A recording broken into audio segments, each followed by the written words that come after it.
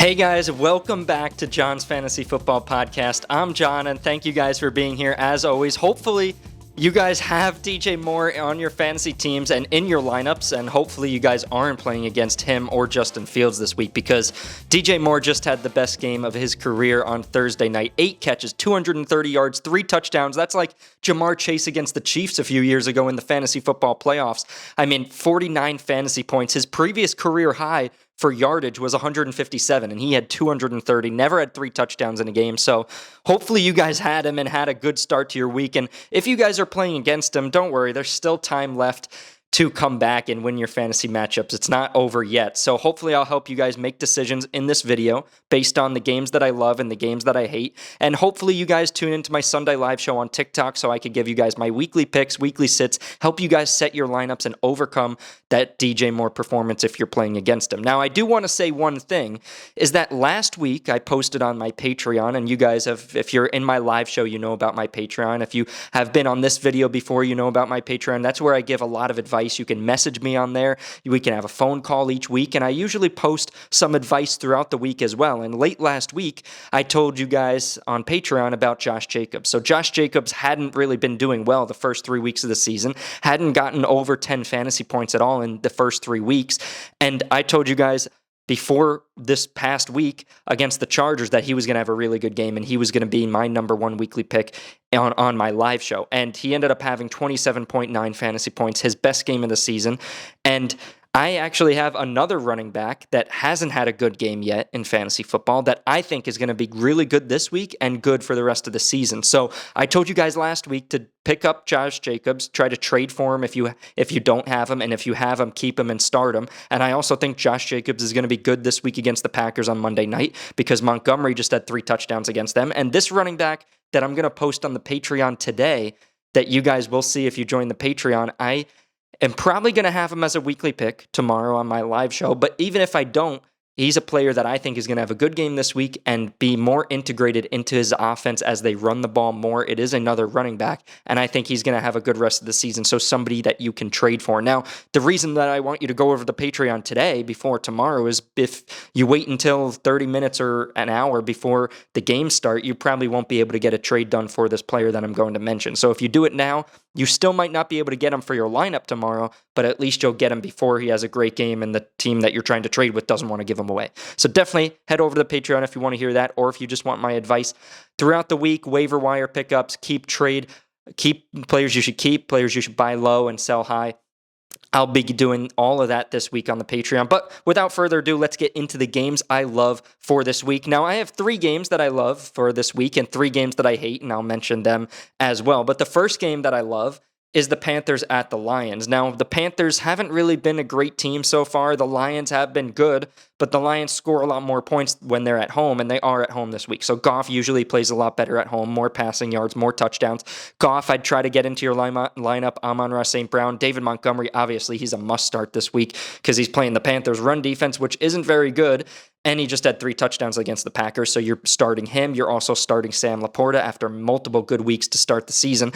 So those 4 guys are lineup locks. Gibbs, I would probably stay away from. It's going to be tough to see when he breaks out. We're going to have to see Montgomery get hurt or something happen there because they're using Gibbs like they used Swift last season, which really isn't that much. They like Jamal Williams more last season. They like Montgomery more this season. But Jamison Williams is back this week. I don't think he's going to be really integrated into the offense too much. They're going to get him some snaps, get him some touches, but he's not going to be fantasy relevant this week or probably next week. Maybe in week 7 against the Ravens, he'll be a little bit serviceable for fantasy. But Amon-Ra St. Brown, Goff, Laporta, and Montgomery, you're definitely starting them. Now, on the Panthers side of the ball, you're obviously probably going to start Thielen. Bryce Young, if you're desperate. Miles Sanders, you could start him as well. Now, the thing that I want to mention is that these teams played on Christmas Eve of last year, December 24th, 2022, and the Panthers actually won this game 37-23. So there was 60 points scored in this game, which is a lot. But the main storyline coming out of that game was that the Panthers ran the ball all over the Lions. And it was a point in the season where we thought the Lions were going to make a playoff push, and they should have won that game, and the Panthers ran all over them. Now, we know how the season ended because the Lions beat the Packers in the last game, but still wasn't enough to make the playoffs. But Deonta Foreman had 165 yards rushing. Chuba Hubbard had 120 yards rushing. Now, I'm not saying that that's going to happen this time for Miles Sanders, but I do like Miles Sanders, and I would upgrade him a little bit. Because if both those teams, or if the Panthers are looking back on that game, because in reality, it was only 6 regular season games ago, because they've already played 4 this season, and it was 2 at the back end of last season. So it was really only 6 games ago that they played the Detroit Lions, and they ran all over them. So they'll probably be watching film and being like, okay, let's run the ball a lot. Bryce Young is back, and let's take the pressure off him and Thielen and run the ball with Sanders. So I do like Sanders. I would upgrade him in this game as well. But either way, I think it's going to be pretty high scoring. The Lions usually score more points when they are at home. The second game that I really like is the Eagles at the Los Angeles Rams. Now, we saw both teams struggle on defense last week. The Eagles let the Commanders force overtime, score over 30 points, and the defense didn't look that good for the Eagles. I mean, Bieniemy and Howell were able to pick apart this Eagles defense pretty easily, which concerns me because when they go to Los Angeles to play the Rams at SoFi, Sean McVay has a good offensive plan. Cooper Kupp practiced in full this week. It seems like he's going to play. And with Puka Nacua, Tutu Atwell, Kyron Williams out of the backfield, Cooper Kupp now there, Higbee healthy, and a new contract, I think this is going to be a high-scoring game. I think the Rams are going to put up a lot of points. I also think the Eagles are going to put up a lot of points. A.J. Brown has been fed the ball the last 2 weeks. I think Devonta Smith gets involved as well. I mean, the running back situation, it's tough because when Swift and Gainwell are there, they kind of split snaps.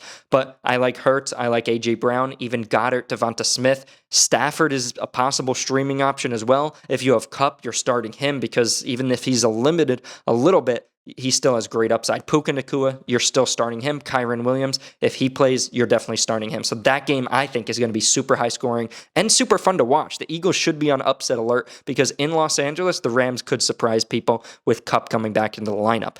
The third game that I love for this week in terms of how many points are going to be scored is the Chiefs at the Vikings. And you guys might be asking, well, John, the Vikings haven't been good. They've finally got their first win against the Panthers, but Kirk Cousins didn't look good. Jefferson, yeah, he had 70 yards and 2 touchdowns, but he's the only bright spot for that offense. I mean, Hawkinson once in a while, but Addison disappeared last week, had no catches. Osborne isn't really involved. Madison and Akers out of the backfield are just terrible. Now, I think this is a game that the Vikings, they're at home. They play a little bit better at home. I think Kirk Cousins has a good game. Jefferson, 100 yards and a touchdown probably. I think that Addison gets a little bit more involved. I think Hawkinson gets involved. They're going to run the ball as well. And I think the Chiefs, it's tough to pinpoint who on the Chiefs is going to score a lot of points. I don't think Pacheco will have as good of a game this week as he did last week. I know a lot of people like him for this week.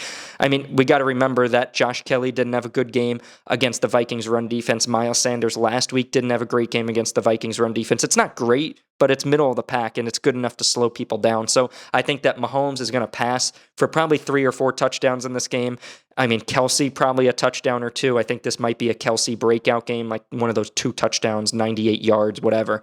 But I think this is going to be a high-scoring game. I mean, it's in Minnesota. It's in a dome. The Chiefs, we know, are going to have no problem scoring, and the Vikings score a lot more when they're at home. So I think it's just going to be a great offensive game to watch. So all 3 of those games I love, and I think they're going to be a lot of points scored. So if you have any players on your teams that you have in these games, upgrade them. I mean, I would try to get them into my lineup because they have the upside needed to win you your matchup. And if you're playing any daily fantasy lineups, you can get some players into these lineups as well as choosing some players out of these lineups, out of these games as well. Now, in terms of the games that I hate, I don't like the Texans at Falcons game, and that might be intriguing to people, but I don't think that Stroud is going to have a great game. I don't think Nico Collins will have a great game. The Falcons' pass defense has been really good. I know they haven't played a really good pass defense yet.